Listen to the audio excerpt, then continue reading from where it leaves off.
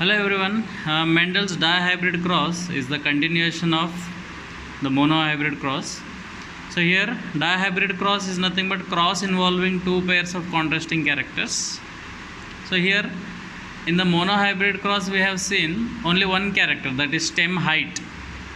So tall, the alternating contrasting contrasting features are tall and dwarf. So here we are going to take two pairs of contrasting characters. So one is seed shape, the other one is seed color. So seed shape, the dominant character is round and recessive is wrinkled, and seed color, the dominant is yellow and the recessive is green.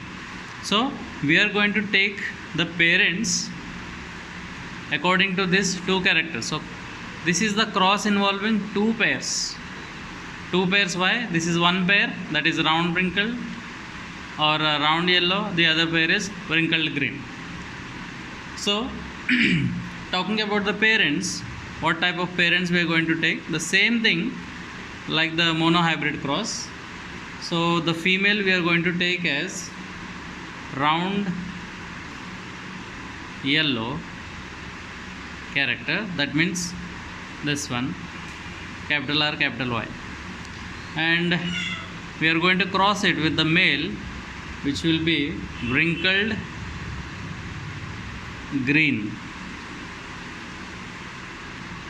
So both are recessive characters and these are dominant characters. So when we are crossing this in the F1 generation, what we are going to get is, when we cross this capital R capital Y with small r small y, what we are going to get is all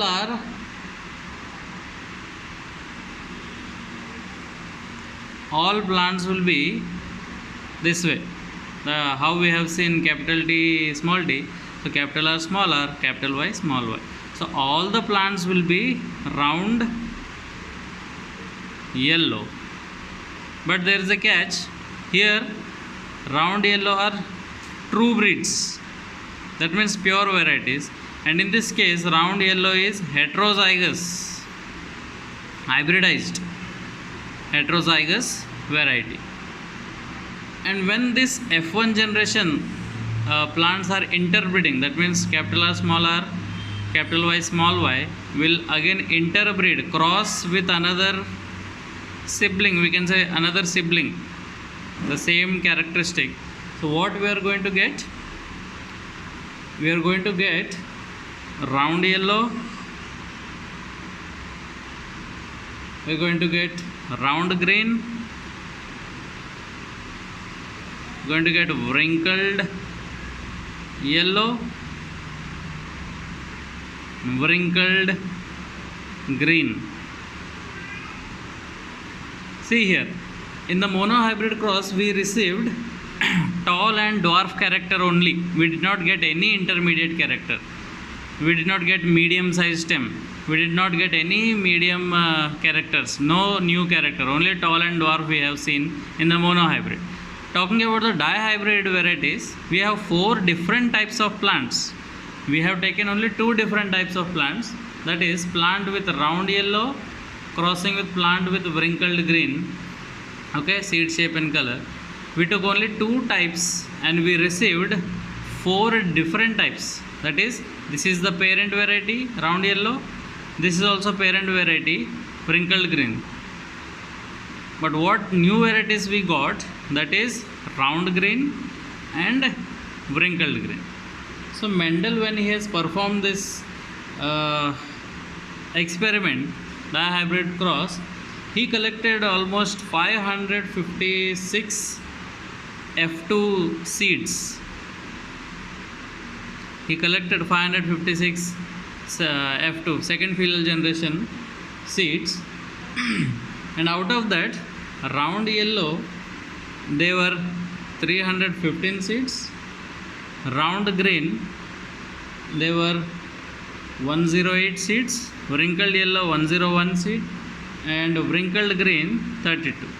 So if you talk about the ratios between these four, we are getting 9:3:3:1, which is nothing but the phenotype ratio. 9 round yellow plants 3 round green plants and 3 wrinkled yellow plants and 1 wrinkled green plant. So this is the overall view of Mendel's dihybrid cross. New varieties are being observed apart from the parent varieties. Parent varieties we have taken this, and when we have crossed in F1 generation, so in F2 generation we have received this new variety. So like that, Mendel also performed trihybrid cross. So the name itself tells you now, cross involving 3 pairs of contrasting characters. So earlier dihybrid we have taken 2, monohybrid we have taken only 1 character. So here cross which will involve 3 pairs of contrasting characters. So this is called as Mendel's trihybrid cross. You can take any 3 characteristics of pea plant, and then we get the new combinations, new recombinations we will be getting apart from the parent varieties. So this is all about dihybrid and trihybrid cross. So what are the results? And why Mendel was successful in obtaining these crosses? So the reason behind Mendel's success is, first one, I'll write it down, reasons for Mendel's success. Why he was successfully able to explain. That means even though this discovery was made after his death, but we can show that Mendel was very much successful to show us monohybrid, dihybrid, trihybrid ratios and crosses. Why he was successful? Because he selected only pure breeds. If he would have taken impure breeds and if he would have done the crosses, so he might get confused, or even we might be getting confused as to which one is the parent and which one is the offspring. So he selected pure breeds. That's why the after experiments were very easy. The crosses, monohybrid, dihybrid, trihybrid crosses were very easy to understand. Then whatever characters he has taken, they have distinctive contrasting character, distinct contrasting characters. That means when we are talking about contrasting characters, like as we have seen in the monohybrid, seed shape is round and its recessive type is wrinkled. So we can easily make out that the seed is round or wrinkled, or by the color yellow and green easily we can make out. So like that, when he has taken the contrasting characters, we can easily identify which one is dominant, which one is recessive, like that. And he took the characters which were independently assorting, that means which did not show intermediate characters. So he took only those characters. He took only those traits or those characters which did not show linkages. Linkage topic we will be doing in the later. Why linkage is also very important. So linkage which did not show interaction or which did not show linkage and incomplete dominance.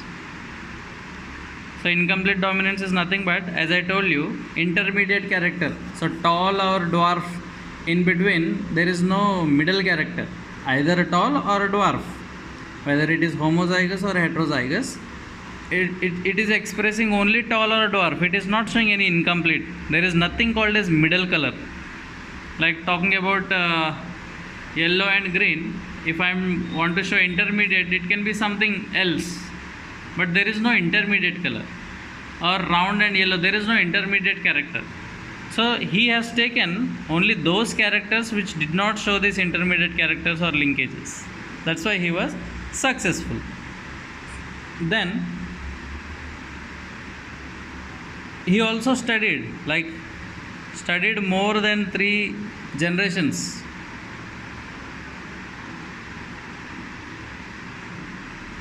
Studied these characters for 3 or more generations. So when he has studied for more generations, he was able to know how many different varieties are being formed in the hybridization process. Also, one more thing, he also performed reciprocal cross.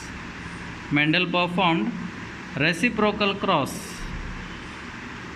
So what is this reciprocal cross? So if I am taking, I will come here. If I am taking female round yellow character and male wrinkled green character. So if I am doing reciprocal, that means male is round yellow and female is wrinkled green. So he also performed reciprocal crosses. So in reciprocal cross, when he had performed cross between opposites, like female is wrinkled green and male is round yellow, he received the same ratio again. He received the same characters. So by performing reciprocal cross also, he was able to explain that there is no contamination when he is reciprocating the parents.